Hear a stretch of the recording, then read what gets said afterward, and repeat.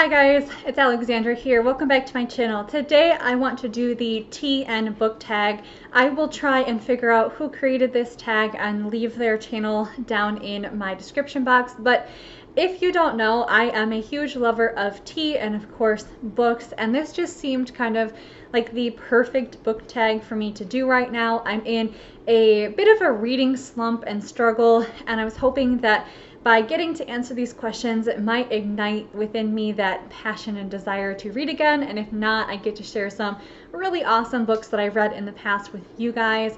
So let's go ahead and get into this. The first prompt is Breakfast Tea, a book that is a strong staple. And for that, I chose The Book Thief by Markus Zusak. So this is a book that I really feel like everyone should read. Even if you're not traditionally a reader, I feel like this book is just so wonderful and holds a lot of great themes and messages that even non-readers will be able to pick this up and find good in it and be entertained. And I don't know, it's just one of those that when I read it, I was a little uncertain at first, because once you figure out who the narrator of the story is going to be, it's like, oh, okay, that's very different. But after you kind of give it some time and you start to really get to know the characters in the book, it is just this beautiful story of family and friendship and fighting for what you believe in, even if it's scary. And I don't know, it really takes a glimpse at humanity during a time when humanity was doing some pretty terrible things. So I just think it's great. But generally, what is this book about? The Book Thief takes place in Nazi Germany, and we follow our main character, Liesel. And at the beginning of the book, we find her near her brother's gravesite, and she finds this book partially hidden in the snow, and it is a book about basically being a gravedigger. And this is the first instance she takes this book and she brings it with her on the journey that is ahead of her, and she falls in love with reading and just is passionate about words and learning them. And that taking of that book is sort of the initiation point of when she begins to feel that passion. And I think there's something really interesting about that sort of being the catalyst for her love for books and reading. And things get even more complicated for her when her foster family begins hiding a Jewish man in their basement, which is obviously a big crime in the time of World War II and Nazi Germany. And so you learn a lot about what it means to be human and what it means to open your heart and your mind to others. And Liesel's world begins to expand when she meets this person, but it also begins to kind of get closed down because she realizes that they're doing something that potentially puts themselves and others in a dangerous situation. And so I don't know, she finds herself in a very difficult spot for a very young person. The next prompt is Earl Grey, a book that is classic and sophisticated with a bit of a twist. The book that I picked for this is an actual classic. It's Wuthering by Emily Bronte. This is a strange one. If you are not into the traditional classic romance novels, so like maybe Jane Austen is not your thing, or you like, I don't know, you're not into that, you might pick this up and give it a try, because yes, there's some romance in it, but it is dark and twisted and just, it's a whole adventure.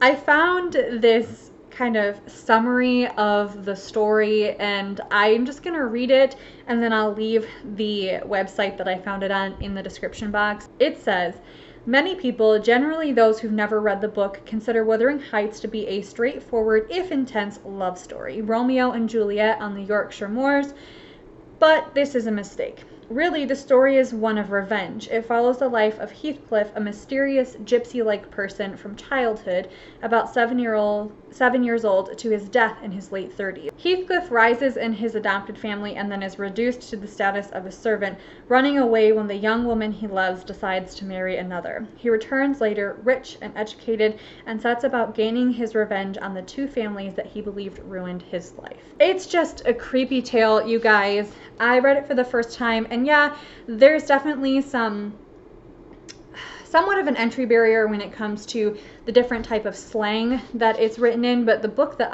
the version I have, which I can list that below too, has a little like glossary in the back of what the different slang words mean, and it helped a lot. And after a while you kind of get into the groove of it, and I didn't feel like I needed to use that as much anymore, but it is a good one. I think it's one that if you like creepy tales, if you like people who are just maybe a little twisted characters that are certainly not like your morally good type character, this could be a cool classic for you to pick up.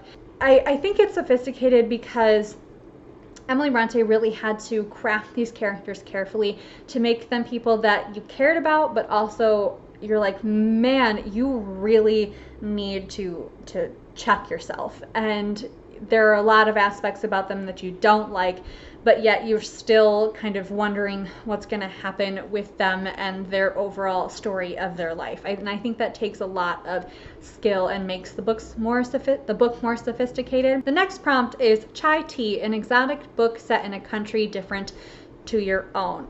So I'm not sure that this book would be listed as exotic, but it definitely takes place in countries other than my own, and I want to suggest it because I think the summertime is a perfect time to read this particular book, and that is Again But Better by Christine Riccio. And I apologize if I'm not pronouncing her name right, but it's she has a channel here on YouTube. It's Poland Banana Books. She makes really fun content. She is an author, and I love her writing vlogs where she takes you along on the process of editing and writing and getting the different word count numbers in order. It's just, her channel's really fun, and this book is really fun too. Basically, this book follows our main character, Shane, and college seems to be going on a surface level great for her. She is doing well in her classes and everything like that, but inside she's feeling like, I've wasted the last however many years of my college education doing what everybody else wants me to do, and I have done this whole thing completely wrong, but I'm going to make it right. And she applies for this internship that is basically a study abroad in London, where she will work for a company that is in her desired field of work instead of what everybody else wants her to do. And she promises herself that she is going to make friends, she's going to flirt with boys, she's going to take risks and have adventures. And it is just a lovely novel. I read it while I was in Europe last year, which was really fun, and then I gave it to my mom to read, and she really enjoyed it. It's just a great book. If you are looking for something that is fun, it has cool settings, you're going to see characters doing fun things that maybe you want to do in the future, this is a great one. I cannot wait for her next book to come out. I don't think it's related to this book, but she is a fantastic author, and for a debut novel, this is just, it's great, and I cannot suggest it enough. The next prompt is Peppermint Tea, an invigorating book. Now, I wasn't sure, you could kind of go a lot of different directions with this particular prompt, but I chose I Am Malala by Malala Yousafzai, and I'm specifically talking about the Young Readers edition. There is the regular edition for adults, and then there's the Young Readers edition. So specifically, I recommend the Young Readers edition because I've heard that the adult version of this can get very bogged down in facts and details, and if you like that and you're more interested in the facts and details, the history, the going on when it comes to the political issues of the region at the time, I think you might like the adult version. But if you're just looking to hear Malala's story, hear her speak for herself when it comes to what happened to her and how she's used that as a catalyst to make her life what it is today, then I think you'd like the young reader version a lot more. At least that's kind of my thinking. I've only read the young adult version or the young readers version because we read this in my book club. I run a book club at my school for 7th and 8th graders, and we read I Am Malala around the time that we were learning about Pakistan, so it worked really well because that's where she's from. So in I Am Malala, Malala tells the story of her being shot on the bus by the Taliban, and of course her recovery and how her life has changed and how it's really given her direction and motivation for what she is going to spend the rest of her life essentially working to achieve, and that is making sure that everyone, regardless of gender, regardless of the situation that you live in, has access to quality education. And as a teacher, I find that very invigorating because it's something I really believe in too. I think that you should have access to education that is top-notch regardless of your socioeconomic status, regardless of what country you live in, regardless of what is going on in that country. And it was super invigorating to hear this young lady speak so eloquently about these topics, as well as it was really invigorating for me to see my book club students read this book and find them really passionate about the same topic. I don't know, I really love this book. This is another one that I think, regardless of whether you like reading, regardless of whether you like nonfiction, I think you should read this book. And I specifically think that you should read the young readers edition of this book. It's quick, it's to the point, it is wonderfully written.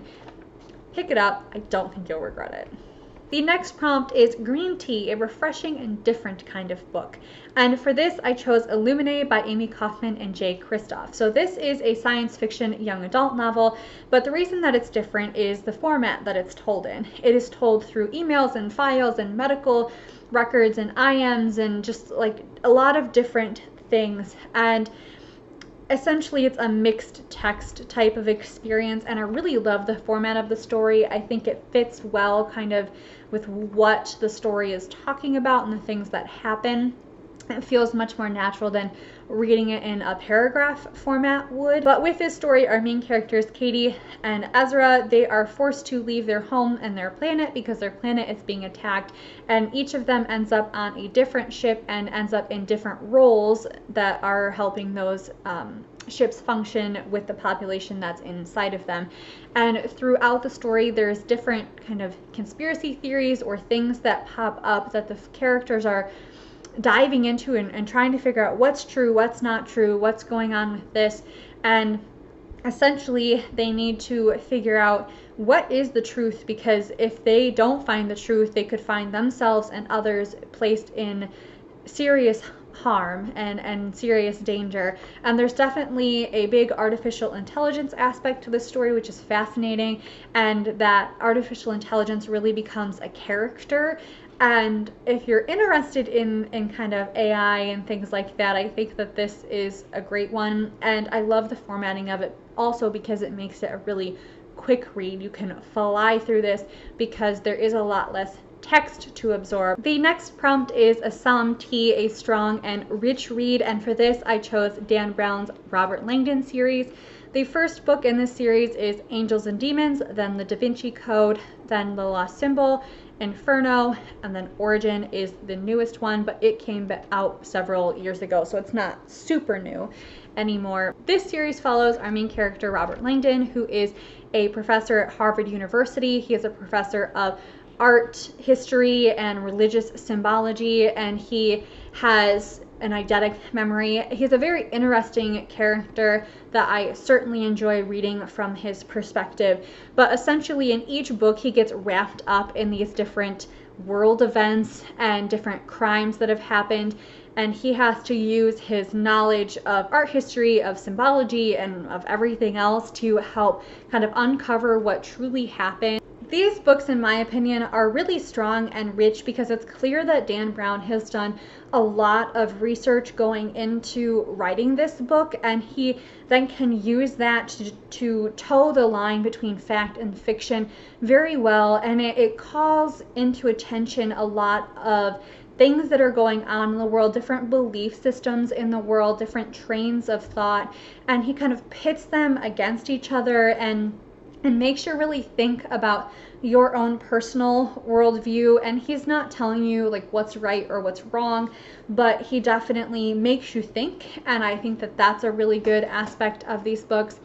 I think that they're written at a fairly intellectual level, not that they're like textbooks or anything like that, but they're not ones that you're just going to like leisurely read. You're going to really sit down and be focused in on the text, because there's a lot of foreshadowing that happens. There's a lot of things that you read at the beginning that get tied in at the end, and I just really, they're rich and in that kind of content, and I really enjoy them a lot. I know that, you know, some people call them out for being controversial or whatever, but remember, it's a work of fiction, and he's not telling you what to think or how to think. He's just saying that, you know, these are things that either people do think or people could think, and how does that fit in with the mold and thought of society that you have? And I love the mystery aspect of it. I love tying things together and using them to figure out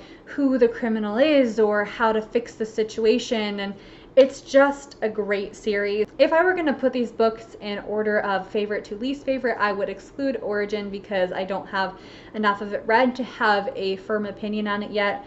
But my favorite would be The Lost Symbol, because it reminds me kind of combining National Treasure, amping it up a bunch, and adding in cool sciencey stuff along with it.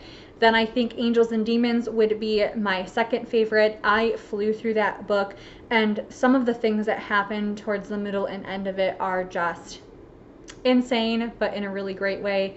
Then I really like Inferno. Just to kind of an FYI, if you're not loving the idea of global pandemic books, maybe stay away from Inferno, because they certainly touch on that topic quite a bit throughout the book. But I just reread Inferno via audiobook, and it was a great experience. I forgot how much I loved that one. Da Vinci Code would be my least favorite. That's not to say that I don't like it. I really do, and I really think I need to reread it, because I read it all the way back in high school.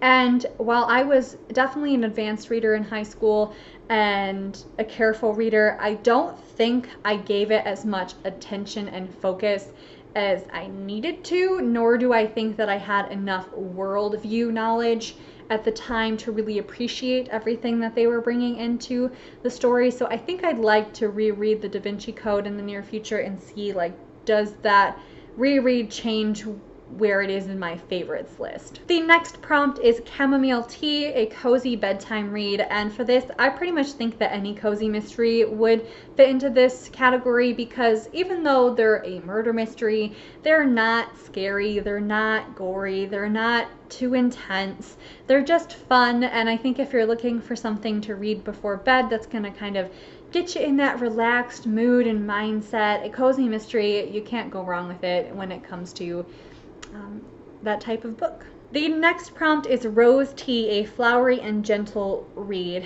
And I've got to be honest, I could not think of a book that fit both of these prompts. I could think of a book that had really kind of flowery, poetic, beautiful writing. I could think of a book that was more of a gentle read, but something that was both of those at the same time, at least in my collection, kind of right off the bat, I couldn't think of that. So I'm just going to give you a couple that fit each of those characteristics individually. So for flowery writing, I actually think that the KingKiller Chronicles by Patrick Rothfuss, so The Name of the Wind and The Wise Man's Fear, I think are very flowery. They are, for a fantasy, it's not as like direct and to the point when it comes to the writing. It very much has its own style and feel, and for me, I find it more lyrical and beautiful. And I know some people don't like that because it can tend to kind of drag on a little bit, and I certainly do have some qualms with that when it comes to the second book. Sometimes it got even a little bit too flowery for me, but overall the writing is gorgeous. I think the story is very intriguing. I've also heard people say that Strange the Dreamer by Laini Taylor has very beautiful, flowery, lyrical writing. I have that on my shelf, I just have not read it yet, but a lot of people who've reviewed it have said that about it. I do think when it comes to the gentle characteristics, I think that Cozy Mysteries can be gentle. I think that Beach Read by Emily Henry is kind of like a gentle, fun read. Again, those don't necessarily have that flowery, beautiful writing, but they're more like of a gentle, just kind of chill, hanging out type read. For the next prompt, it is Milk, a book to take the edge off. And for that, I didn't know exactly how to interpret it, so I wanted to talk about a book that when I'm feeling very anxious or I'm feeling very much like I need to recenter myself at night, like I'm having a hard time sleeping, I will borrow an audiobook that is from the Lord of the Rings trilogy.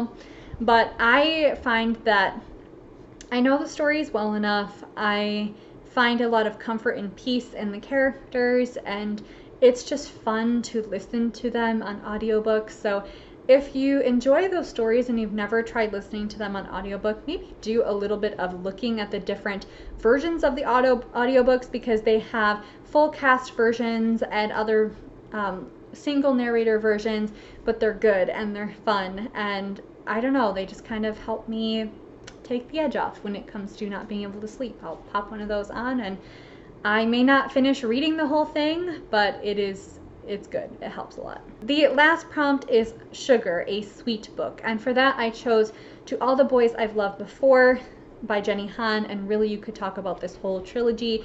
But this follows our main character, Lara Jean, who has had many crushes in her life, and instead of talking to those crushes or pursuing them, she writes them a letter professing her love to them and addresses it, and then puts it in a hat box that she got from her mom. And everything seems great, and one day it all sort of starts tumbling down when she realizes that somebody mailed those letters to the people, because they start coming up to her and talking to her about what those letters said.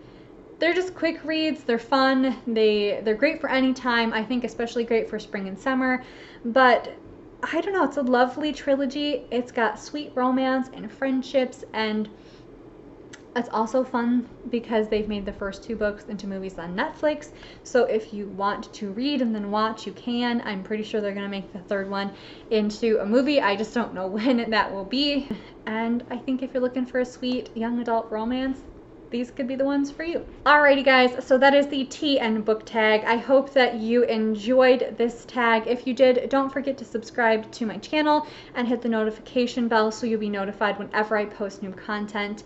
Thank you guys for watching. Stay safe, stay healthy, and I will talk to you next time. Bye.